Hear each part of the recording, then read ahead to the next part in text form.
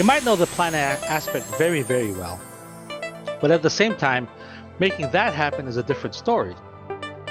I'll just give you a perfect example. I was working with a group, they were in the construction industry, and they were like they would install all the electricals in the mid-rise to high-rise condos. So they worked on big projects. And when I was talking about the reports that they send, typically, and this is discussed in project management, there are three kinds of reports that you have to make.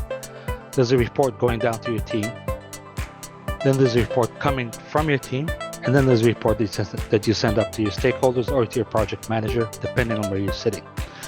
And each of these reports have certain elements that have to be present. While I was reviewing it with the team, I said, okay, guys, you all know the reports that go down to your team. Here are the elements that are in it. And everybody was saying, yes, sir, we know that. I did the second report, the report coming from your team. Here are the elements. Then I talked about the report going up to the stakeholders. And they all said, yes, we know this. But then I asked them quickly, then why aren't you doing it? Chances are this, in their mind, they'll probably say, I don't have time. And this is where managing the project becomes more important.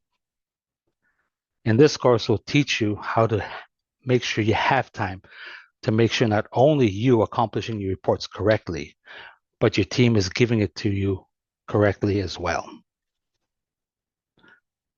The last thing you want to see is a report on your desk from your team that says nothing to report. It will also teach you how to manage scope creep. Something that, if done correctly the first time in project planning, it's a little easier to manage. Oftentimes in the project planning stage, the scope just describes what we will do, but it is not very good at describing what we will not do.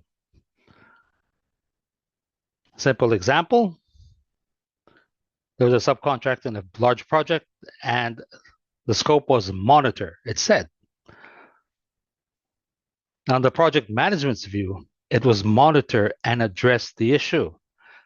But for the subcontractor's view, it was just monitor. It was only stipulated in the scope that he would monitor, not fix the issues.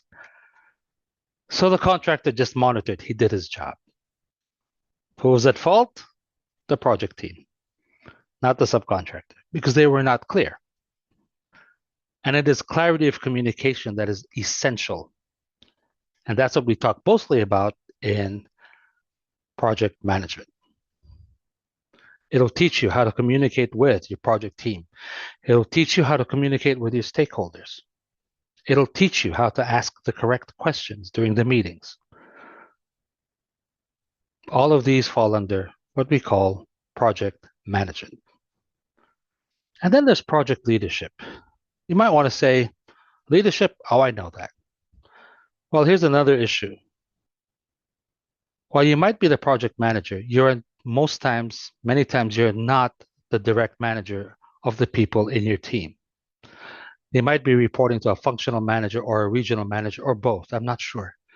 But they've been assigned to your project. And if their work is failing, what do you do?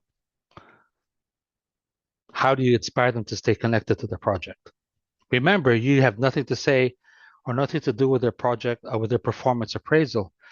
Their manager might ask you to give some inputs, but at the end of the day, it's their manager who gives them their performance appraisal. You don't. How do you lead a team like that? More importantly, how do you lead your stakeholders? Lead your stakeholders, how could that be?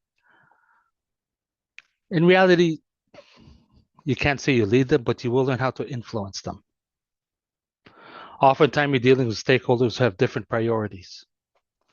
If you're dealing in a project that spans geographies and your organization is divided functionally, you will have a problem.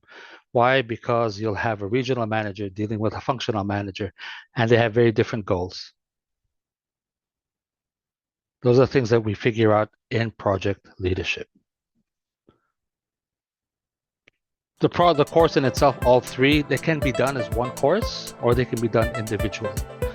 The project planning takes about 2 days, the project management another 2 days, and the project leadership, if you did the first two, is just 1 day. If it's just leadership, it'll take 2 days.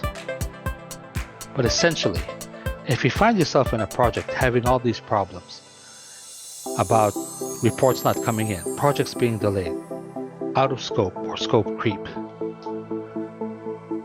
and you're feeling like you're being blamed for everything, this course is for you. We'll see you there.